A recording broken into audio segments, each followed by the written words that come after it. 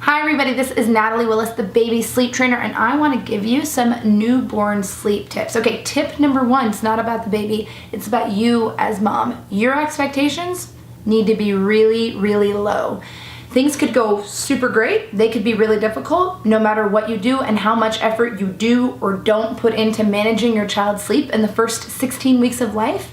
And you really just don't know what's going to happen. Babies are dealing with a lot at the beginning of their lives. Sometimes you're dealing with a lot. Sometimes you're both trying to figure out how to have a great nursing relationship. Maybe your child's dealing with reflux. Maybe they are having colic. Maybe who knows what's going on, right? Those things can really impact sleep kind of regardless of what you do. So if you're a person that, like me, is a pretty type A and likes to be in control and doesn't really do well when things are out of control, that's something you can think about. So tip number one is know that you may not have a lot of control or influence no matter what you do, and that's okay. Because when they're a little bit older, you can sleep train them and you can have a good sleeper regardless of how your child is doing during the first few weeks of life. Number two, make sure that you have a great bedroom environment set up to promote healthy sleep. This won't matter very much at first. In the first 4 to 6 or maybe even 8 weeks of life, babies tend to be able to sleep pretty soundly anywhere in the carrier, next to you on the couch, in the car, at a restaurant. But as they get a little bit older, maybe 8 weeks and older,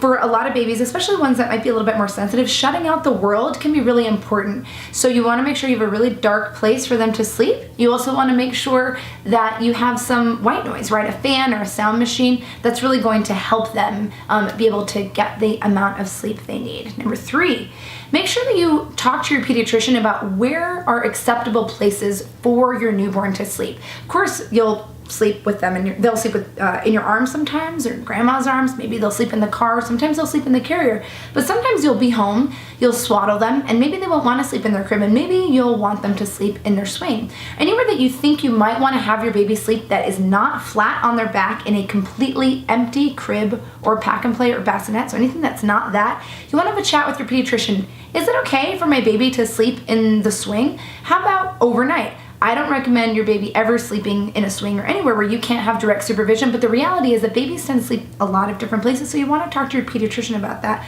before you allow your child to sleep in any of those places. Number four, people offer to help a lot when you have a baby, and the reality is that you don't always actually need that much help. Usually in the first 1 to 2 weeks after having a baby, your partner or spouse is there, maybe your mom, people are really excited to come help, and you're healing, but usually things are pretty manageable. And they're often actually pretty manageable for the first 4 to 6 months, they're usually pretty manageable for the first 4 to 6 weeks of life, where you feel like, I think I got this.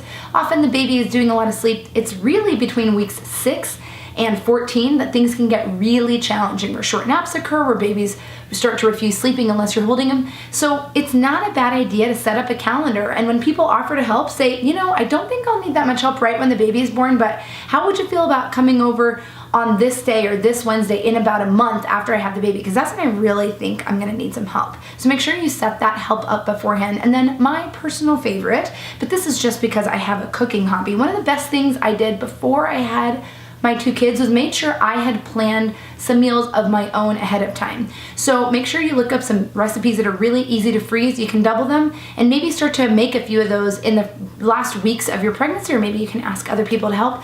Throw them in the freezer. They'll be really easy to cook and have a nice hot meal when the last thing you'll want to do is cook, or maybe even eat takeout again when you have a new baby. If you have any other questions about the newborn period, be sure to put them in the comments below. Also, Baby Sleep Trainer has an excellent newborn program. I just gave you some great tips, but that newborn program will actually help you learn everything that you can possibly do to get your baby taking great naps, at least as great as possible in the first few weeks, and also hopefully maybe even have some longer stretches of sleep. Be sure to subscribe, and I'll see you next time. Perfect, let's do a pose. Okay, I'm gonna do this.